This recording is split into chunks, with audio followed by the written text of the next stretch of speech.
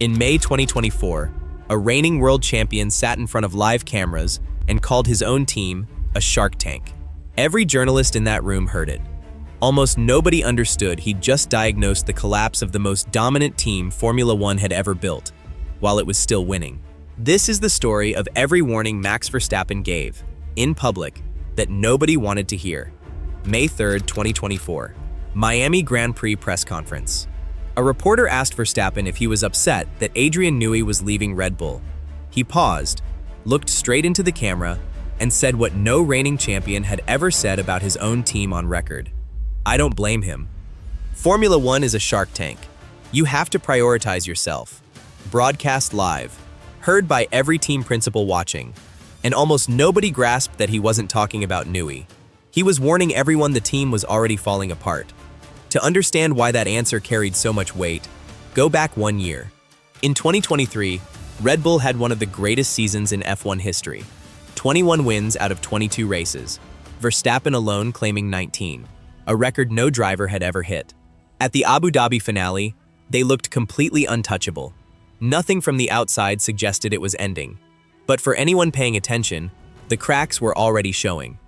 In February 2024, Red Bull confirmed an independent investigation into team principal Christian Horner, following a complaint from a female employee. Within 3 weeks, Horner was cleared. But the damage inside the team didn't end with the investigation. It unfolded in full view of the paddock. At the season-opening Bahrain Grand Prix, Jos Verstappen, Max's father, and one of the most respected figures in the paddock, told the Daily Mail on the record, "The team is in danger of being torn apart. It can't go on the way it is. It will explode." He didn't say it anonymously. He said it publicly, standing in the Bahrain paddock, fully on the record, someone with first-hand knowledge, warning the world. For the first 6 races of 2024, the results hid everything. Verstappen won in Bahrain, Saudi Arabia, Japan, China, and Miami. 5 wins in 6 races. Looking only at the standings, everything appeared completely normal. But the onboard footage told a very different story. Throughout 2023, his inputs looked effortless. The car reacted exactly as he expected, remaining balanced and predictable, and he rarely had to wrestle with it. That changed in 2024. The rear of the Red Bull became far more unpredictable, and Verstappen was constantly catching slides that shouldn't have happened in the first place. Instead of cruising at the front, he was pushing harder than ever, working twice as hard just to achieve the same results. By the time Formula One reached Monaco, the numbers could no longer be ignored. Lando Norris took pole 7/10 clear of Verstappen. In Formula One, a gap that size is enormous. The difference between a car working perfectly and one fundamentally struggling. Then came Barcelona, where Verstappen sat in the post-practice press conference and described the problem with complete honesty. "We lose in the high speeds, the low speeds, the medium speeds." It's pretty much everywhere. The whole interview was broadcast live, and it's still available to watch today. A 4-time world champion openly admitting his car was losing performance in every type of corner. That wasn't frustration. It wasn't an excuse. It was another public warning. Then came the exodus, the point where Verstappen's warning stopped being a warning and started becoming reality. On May 1, 2024, just 2 days before the Shark Tank comment in Miami, Red Bull officially announced that Adrian Newey would be leaving the team. Newey had been part of Red Bull since 2006, responsible for designing every championship-winning car the team had ever built. Soon afterward, Aston Martin confirmed they'd signed him on a deal reportedly worth £30 million a year. Not speculation, but reported by multiple major outlets including the BBC and Sky Sports as part of a confirmed contract. Then, in August 2024, another major departure followed. Sporting director Jonathan Wheatley announced he was leaving to become team principal at Audi. Wheatley had been with Red Bull since 2006, the driving force behind the team's pit stop operation, regarded as the fastest in Formula One for years. The exits didn't stop there. Will Courtenay, Red Bull's head of race strategy, agreed to join McLaren after 20 years with the team. Months earlier, Rob Marshall, Red Bull's chief engineering officer, had also left for McLaren. Within the space of a single year, 4 of the team's most senior technical leaders had walked away. Go back and watch Verstappen's press conferences from that period. His answers were measured. He said what was expected, but his body language told a different story. Someone watching his own team come apart in front of him. By the second half of 2024, the consequences on track had become impossible to ignore.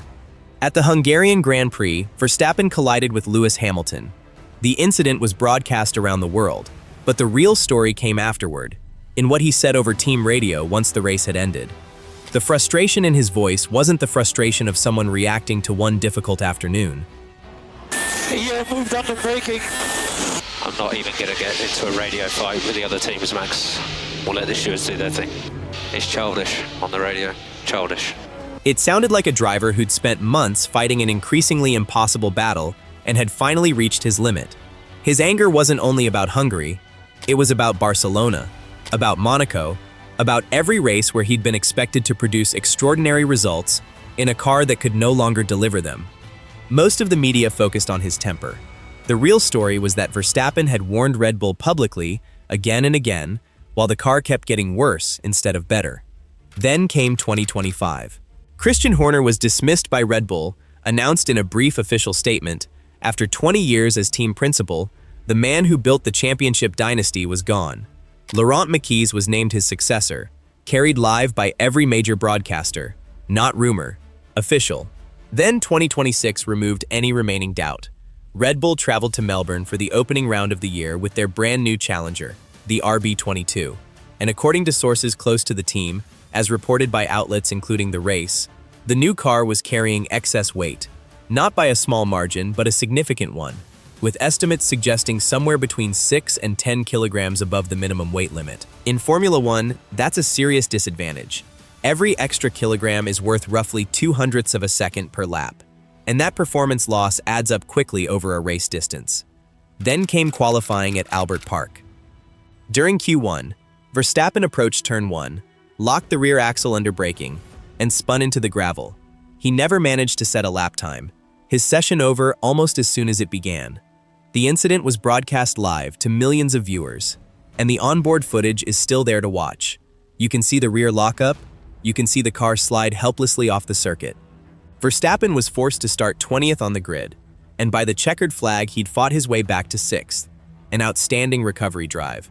But more importantly, the strongest possible proof that Red Bull's car was nowhere near where it needed to be. The warning signs had been there the whole time. Verstappen said it in that Miami press conference. His father said it publicly in the Bahrain paddock. And one by one, the team's senior engineers voted with their feet. Every warning happened in public. Every warning was ignored. Formula One has seen dominant teams rise and fall before. Williams ruled the 1990s before it faded. Ferrari won 5 straight titles with Schumacher, then spent a decade chasing another. Mercedes took 8 consecutive Constructors' Championships, before a regulation change reshaped the field and pushed them back. But those dynasties fell to outside forces. New rules, financial pressure, technical shifts. Red Bull's decline was different. It came from within. Verstappen has never been a driver who speaks without thinking. Every comment in front of the media is deliberate. So when he stood in that Miami press conference and called Formula One a shark tank, he wasn't making conversation. He was delivering a diagnosis. He'd already watched the investigation unfold, watched key engineers walk away one by one, felt the car becoming less competitive underneath him.